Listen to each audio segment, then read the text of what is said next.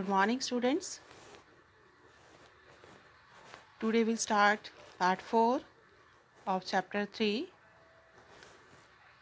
Liberalization, Privatization and Globalization. And in this part, the main concept is demonetization. In part 1, 2 and 3, you have studied need of new economic reforms, 3-element LPG, outsourcing, WTO and its functions. Now in part 4 today, you will study pros and cons of new economic policy, means LPG. Next, concept of demonetization, aims and features of demonetization and long-term effects of this policy of government. So first come to critical appraisal of LPG, means what are advantages and disadvantages of new economic policy LPG. You can see here there are 6 points of pros and 6 points of cons are here. Firstly, we study pros means advantages of new economic policy. The first is here increase in GDP rate. So because of LPG policies, GDP rate of economy has increased. During 2007 to 12 it was 8.2%. It has increased from 5.6% from in 1980 to 91. And this contribution was only because of service sector. Now next is here structural changes. It means now role of primary sector is going to be shifted in hands of secondary and tertiary sector. Third is here increase in FDI, means foreign direct investment and foreign exchange reserves. These reserves and foreign direct investment by foreign investors has increased now. You can see here. Now fourth is promotion of exports. Because of increase in production, now marketable surplus has increased, and because of it our exports are promoted. Now India has emerged as an exporter of IT softwares, auto parts and textiles. Now next is control on inflation. The inflation rate, which was 16.7% in 1991, now it has reduced to 4.9% only. Now sixth is here control on fiscal deficit. We already studied what is fiscal deficit. When government expenditure is more than government revenues, and in government revenues means except government borrowings. Now this fiscal deficit has reduced. Now it is 3.5% in 2016 to 17. Now next point is here reduction in adverse balance of payment. So what is adverse balance of payment? Means when outflow of foreign currency is more than its inflow. Outflow is only because of imports and inflow is because of exports. Now this balance of payment, which was adverse at the time of 1991, now it has reduced in 2016 to 17. These are pros of new economic policy. Now come to drawbacks, or you can say disadvantages or cons of new economic policy. The first is here contradiction between growth and employment. On one side, because of increase in production, there was rise in GDP rate. But other side, because of technological development and modernization, there is unemployment situations in economy. The main reasons for the unemployment is, first is retrenchment of less efficient and overstaffed or excess staff by public sector undertakings. And second is private sector also has terminated its staff due to modernization and technical advancement. Now second is adverse effect on agriculture. What are the reasons for adverse effect on agriculture? The first main is less investment is here in agriculture sector, especially in infrastructure. Like you can say, irrigation facilities are very short here. No investment was there during this time period. Second is removal of fertilizer subsidy.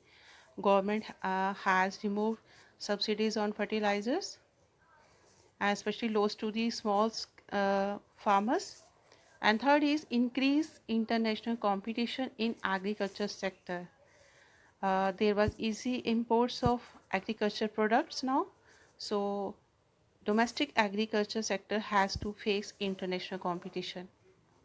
And the fourth is focus on production of cash crops instead of food grains, because cash crops are the commercial crops which are helpful to increase the GDP rate. So that's why main focus was there on cash crops instead of food grains. Now next point is here low level of industrial growth. During this time, you can say after the adoption of new economic policy, industrial development rate has dropped, you can say, and the reasons are, first is because of free flow of goods and services from the foreign sector, and there was cheaper imports are here in country, and that's why these imports has replaced the demand of domestic goods. So there is an adverse effect on the domestic trade. Second is lack of investment in infrastructure sector, especially power supply.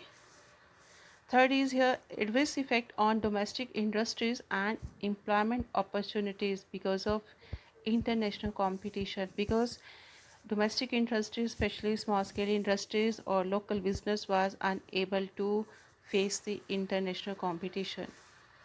And the fourth is no easy access to international market, because we have studied that India has removed the known tariff barriers from our trade, but international market has not removed such type of barriers, so there was no easy access for the India or Indian economy to enter this market. Next, fourth is here disinvestment. Already you have studied what is disinvestment means. Sale of public sector undertakings share to the private sector. So because of disinvestments, assets of public sector undertakings were undervalued and these were sold to private sector, and the proceeds which were received because of disinvestments, these were used by government only to offset the shortage of government revenues or losses which the government sector has to face in public sector undertakings, and these were not used by the government for the development of public sector undertakings or for the development of economy. And the next is here ineffectiveness of fiscal policies. Many fiscal policies or tax reform policies were adopted by government under liberalization, but there was no benefit to the government. Reasons: first, the tax reduction policy was adopted by government to avoid the tax evasion, but there was no any benefit. It has reduced the government revenues. And the second is because of tax and incentives to the foreign investors to attract more and more foreign direct investment. Because of this policy also government revenues also reduced. And next is here reduction in tariffs on imports, because tariffs on imports were reduced or almost removed, and that's why government revenues reduced. Now come to sixth point, increase in inequalities. Because of new economic reforms, main drawback or main con is there inequality. Three type of inequalities arise in here. The first is difference between, or you can say conflicts between the developed and developing countries has started to rise. Next is here uh, rich and poor class of society. Conflicts is here, or you can say inequality is there, because of international trade. Only the standard of living or income of rich class has raised, not of poor section. So means no benefit to the poor section of society because of this. And the third is here, there is inequality between different sectors, means service sector, agriculture sector and industrial sector, and the main growth during this time period was only of service sector. And these all are cons of new economic policy. Now come to next topic. The next main concept is that is demonetization. It is also a part of uh, fiscal policy of the government. So what is demonetization? It means, in simple word, it means cease of a currency unit as a legal tender. Uh, on November 16, 2016, the government has announced to demonetize the two largest denomination notes, 500 rupee note and rupees 1000 note, with immediate effect. And because of this demonetization of these two currencies or notes, 86% of cash in circulation is going to be invalid or has been invalid, and the public has to deposit uh, these notes in banks by December 30, 2016. Now come to what were the aims of demonetization. The first main is to curb corruption, means to control or to stop the corruption. And the second is to control counterfeiting. So what is counterfeiting? It means to stop the circulation of fake currency in economy. It was the main aim of demonetization. Third is to stop use of currency for illegal activities. Basically, for illegal activities, big denomination notes were used. So to stop this type of illegal activities by can be this type of activities can be controlled with the help of demonetization. And the fourth is to stop accumulation of black money. Black money means uh, you can say in simple words unaccounted money which is not mentioned anywhere, and to bring it back to the economy as a white money. So because main cause of black money is to evasion of tax, to evade the tax. So it was the aim of demonetization to stop the accumulation of the black money. Now come to the features of demonetization. The first feature is measure of tax administration. It means to separate the white money from black money, because it was very easy for the white money holders to deposit their cash up to the given time into the banks, and they got it exchanged with the banks. But there was the problems for the black money holders because they have to disclose their money, black money, to the government in the banks, or they had to pay taxes with penalty, or if they uh, don't show or disclose it to the government, then all the money will be waste because of demonetization. Now second is control on black money, simple, to control the tax evasion. Third is credit creation, because with the help of demonetization, mobilization of savings will be increased in banks, and cash deposits with banks will increase, and as a result credit creation by banks will rise, because the lending capability of the banks will increase because of uh, you can say high deposits or more deposits with the banks. The next is here cashless economy. uh, because of demonetization, the main feature is here use the electronic payment methods instead of cash payment methods. So India now has become a cash light economy. These are features of demonetization. Now come to long term impacts of demonetization. Simple is here. First is here decline in cash transactions. Now digital economy is there. Rise in bank deposits because of demonetization. Maximum cash deposits are here with banks. Rise in savings with people. Fourth is fall in lending rates by banks.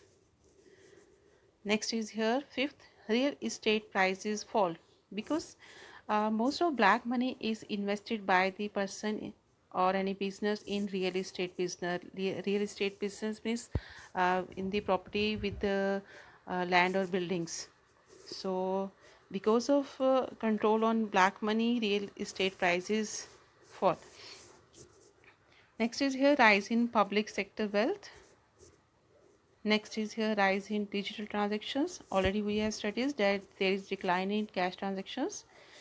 Next is rise in income tax collection. Means if the black money is controlled, so maximum money will be wide. So there will be increase in revenues of the government through tax collection. Next is here flow of black money controlled. Simple. And the last is here because of all these, GDP may rise in long run. So these are the long term impacts of demonetization. Thank you, students.